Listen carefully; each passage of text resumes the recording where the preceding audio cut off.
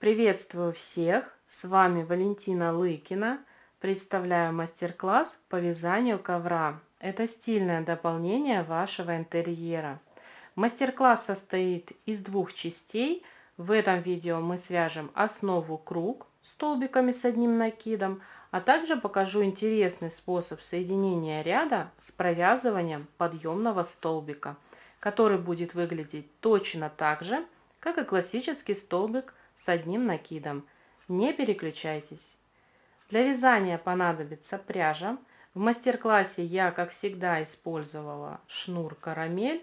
Для размера ковра в диаметре 102 сантиметра мне потребовалось 9 моточков.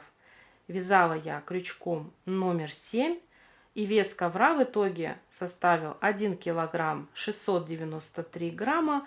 Это примерно 637 метров шнура.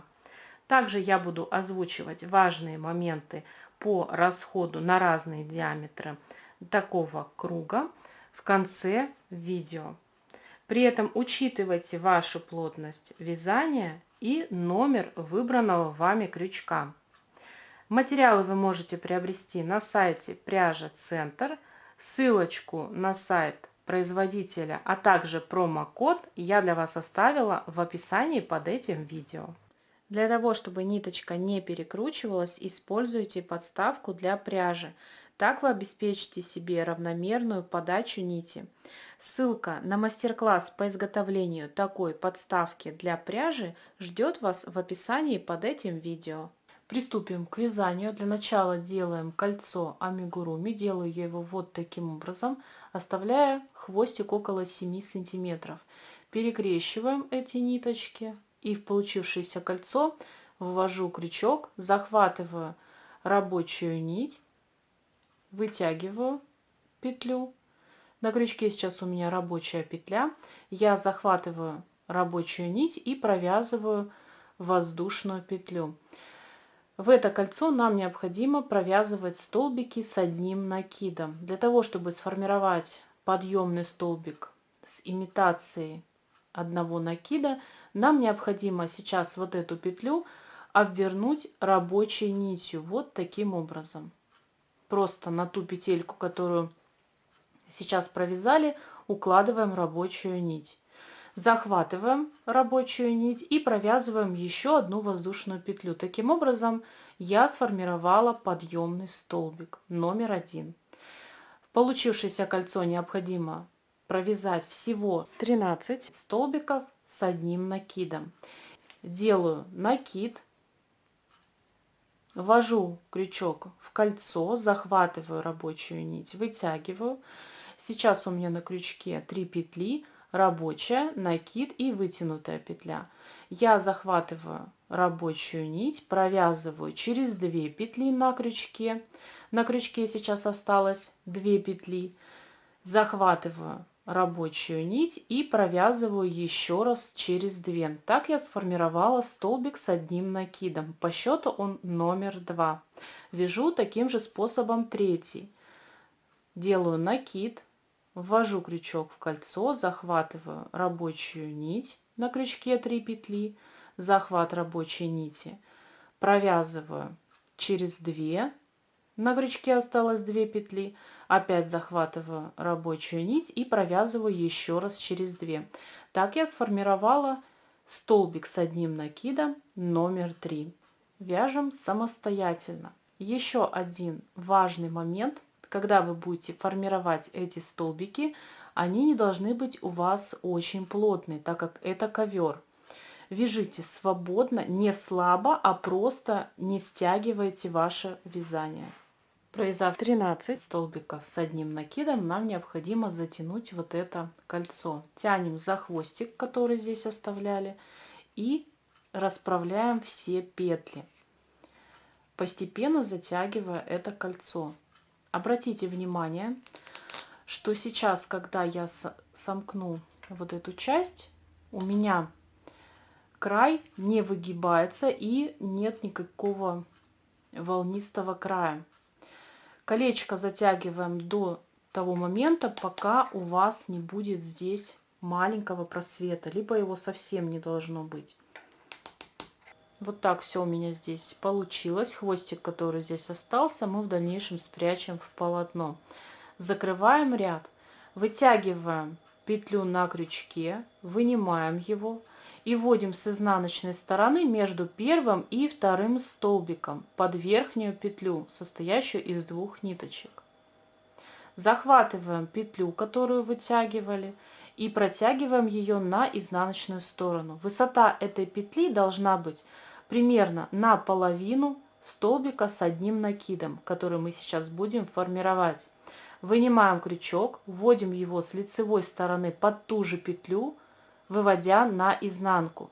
Захватываем рабочую нить, протягиваем под этой петлей,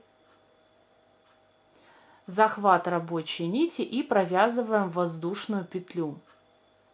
Вынимаем крючок из этой петли и вводим с изнаночной стороны в ту петельку, которую оставляли, которой сейчас соединяли ряд.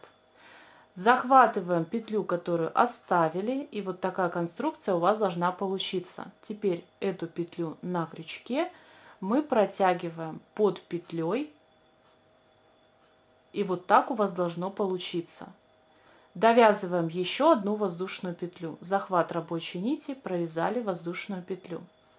Как вы уже поняли, мы сейчас сформировали подъемный столбик, и он выглядит точно так же, как и все столбики в первом ряду.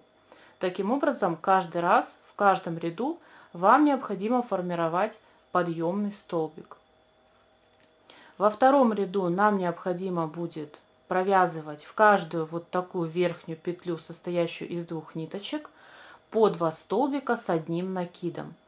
В первую такую петлю мы уже сформировали подъемный столбик номер 1, вяжем второй, делаем накид, ввожу крючок в ту же петлю, где сейчас был провязан подъемный столбик, захватываю рабочую нить, вытягиваю и провязываю столбик с одним накидом. Так я выполнила прибавку. Делаю накид и ввожу крючок уже в следующую петлю за 2 ниточки. Формирую первый столбик и в эту же точку формирую второй. Так я выполнила вторую прибавку второго ряда. Продолжаем вязать по 2 столбика в каждую такую петельку на протяжении всего этого ряда. Последнюю прибавку буду формировать вот в эту петельку, с помощью которой закрывала предыдущий ряд. Делаю накид, ввожу крючок под эту петлю, состоящую из 2 ниточек. Обязательно проверьте, с изнаночной стороны у вас должна остаться вот эта нить, так же как и на протяжении всего этого ряда. Захватываю рабочую нить и формирую первый столбик с одним накидом и в эту же точку формирую второй. Закрываем этот ряд так же, как и в первом ряду. Вытягиваю петлю, вынимаю крючок, ввожу его с изнанки на лицевую сторону под верхнюю петлю между первым и вторым столбиком. Захватываю петельку, вытягиваю на изнанку на высоту середины столбика, который сейчас буду провязывать. Ввожу крючок с лицевой стороны на изнанку под эту же петлю, захватываю рабочую нить, вытягиваю ее, захват рабочей нити, формирую воздушную петлю, вынимаю крючок из этой петли, ввожу с изнаночной стороны на лицо под петлю, которую оставляли. Захват петли, где сейчас была сформирована воздушная петля, и протягиваю эту ниточку под этой петлей. Захват рабочей нити, формирую воздушную петлю. Вяжем третий ряд. Здесь мы будем также формировать прибавки, но добавится один одиночный столбик между ними. Прибавки будут располагаться между прибавками второго ряда. Вот она, прибавка второго ряда. И здесь тоже прибавка второго ряда. Между ними под верхнюю петлю формируем 2 столбика с одним накидом. А там, где мы формировали прибавку второго ряда, между этими столбиками мы будем провязывать один одиночный, что я сейчас и сделала, сформировав подъемный столбик. Делаю накид. Следующая петля располагается между прибавками прошлого ряда, значит здесь я формирую прибавку, состоящую из двух столбиков в одну точку. Провязали. Далее у меня одиночный столбик. Следующую петлю между прибавками прошлого ряда я формирую 2 столбика в одну точку, таким образом выполнив прибавку. Чередуем по такому принципу до конца этого ряда. Далее вяжем один одиночный столбик, в следующую петлю между прибавками прошлого ряда формируем 2 столбика в одну точку. Провязав третий ряд, убедитесь в том, что ваш круг идеально плоский и не образует по краю волну. Если это произошло, это всего лишь погрешность в вязании, недостаточно высокие столбики, плотные, например, или вы взяли другую пряжу. Ничего страшного, просто перевязывайте эту деталь с некоторыми изменениями. Уменьшайте количество столбиков в первом ряду. Продолжаем вязание. Формируем четвертый ряд, и здесь и во всех последующих принцип вязания будет один.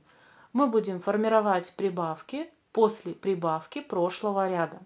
Это самый простой способ, когда вам просто надо вязать и всего лишь оглядываться на предыдущий ряд. Смотрю, вот она прибавка прошлого ряда, ее провязываю. Здесь у меня подъемный столбик перед прибавкой. В центр прибавки прошлого ряда я формирую столбик, делаю накид и смотрю. Вот здесь у меня формировалась прибавка в третьем ряду. В четвертом я формирую после этой прибавки в следующую петлю. Ввожу крючок и провязываю первый столбик, а затем второй. Таким образом я сформировала прибавку после прибавки прошлого ряда. Далее довязываю до такой же точки, нахожу, вот она, следующая прибавка прошлого ряда. И после нее в верхнюю петлю я буду формировать 2 столбика в одну точку. Здесь у нас формируются одиночные столбики, их будет уже 2. И во всех последующих рядах будет также увеличиться это количество столбиков. Я довязала, здесь у меня прибавка, значит в следующую петлю я формирую прибавку, состоящую из 2 столбиков в одну точку. Провязала. Так я формирую прибавки до конца этого ряда. Продолжаю вязать все последующие ряды по такому принципу. Я связала основу ковра диаметром 80 сантиметров, провязав всего 18 рядов. Расход пряжи составляет практически 6 моточков. От 6 мотка у меня осталось около 40 грамм. Что касается расхода на другие размеры, например, одного моточка мне хватило от центра на 7 рядов. Диаметр круга составил около 33 сантиметров. Для круга диаметром 50 сантиметров я провязала 11 рядов и расход составил 2 с небольшим моточка. Когда у вас готова основа круг, мы переходим на формирование красивого края ковра. Этому посвящено следующее видео.